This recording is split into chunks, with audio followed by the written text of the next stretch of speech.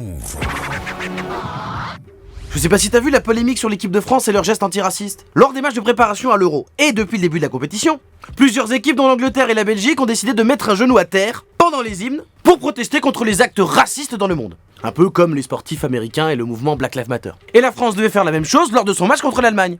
Mais finalement ils l'ont pas fait à cause de l'énorme polémique que ça a créé. Des éditorialistes, des politiques, en général à droite, ou alors très à droite, on dit que c'était une provocation, voire même une insulte à la police. C'est un genou! Ah d'accord, donc il y a des gens qui ont pris du temps pour combattre un geste contre le racisme, et par contre ils ferment leur gueule quand il y a des gestes racistes dans les stades, quand on jette des bananes.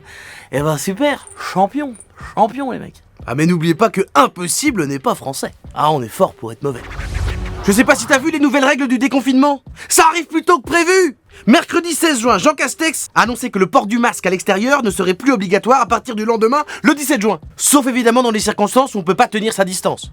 De type les marchés ou bien une file d'attente. Et il a dit aussi que le couvre-feu allait être levé à partir du 21 juin. Mais c'est le jour de la fête de la musique, ça va être n'importe quoi. Commencez pas à chanter Petrouchka à poil en buvant assis sur une bouteille de cristalline de 3 rastas blancs en Sarwell qui font de l'accordéon. Faites pas les cons, la pandémie est pas finie. Mais pour tenter d'éviter la propagation de nouveaux variants, sachez que l'écart entre les deux injections du vaccin a été réduit. C'était 40 jours, maintenant c'est 21 jours. Soit 3 semaines seulement entre les deux picousses de 5G. Non, mais ça va, je déconne. La 5G de toute façon ça marche pas, on est chez Free. Alors va falloir être un peu vigilant, mais globalement on est sur des bonnes nouvelles. Mais pourquoi vous pleurez, monsieur? Qu'est-ce qui se passe? Mais pourquoi je dois vivre une vie où ma seule source de plaisir, c'est Jean Castex, et que Benzema est déclaré hors jeu alors qu'il n'y est pas? J'avais pas signé pour ça. Je comprends. Ah ouais, je comprends. Ouais. En espérant qu'ils nous annoncent pas un reconfinement dans 2 mois, parce que là je peux te dire que on va être pas mal à quitter l'aventure. Non.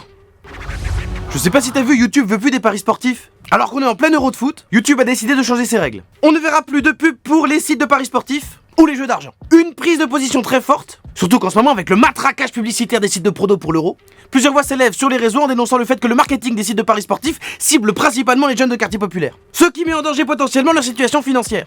Alors c'est triste, mais c'est un constat pas étonnant. C'est ça depuis les jeux à gratter, le PMU, le rapido. Quand tu vends le jackpot, tu t'adresses à des gens qui potentiellement en ont besoin. Jeff Bezos vient pas lui dire hey, tu peux gagner 1 million. Il va faire bah je sais, on est mardi. Pour lui c'est un pourliche. Mais si au moins on peut avoir moins de pubs, et ben c'est pas mal. Parce que c'est dangereux le jeu.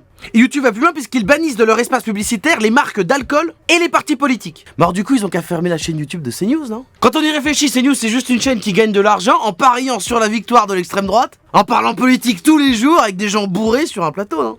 Enfin je dis ça mais quand je vois Pascal Pro, il y a de l'alcool, non? Il y a de l'alcool, non forcément. Il y a forcément de l'alcool. Move Radio, Hip Hop Nation.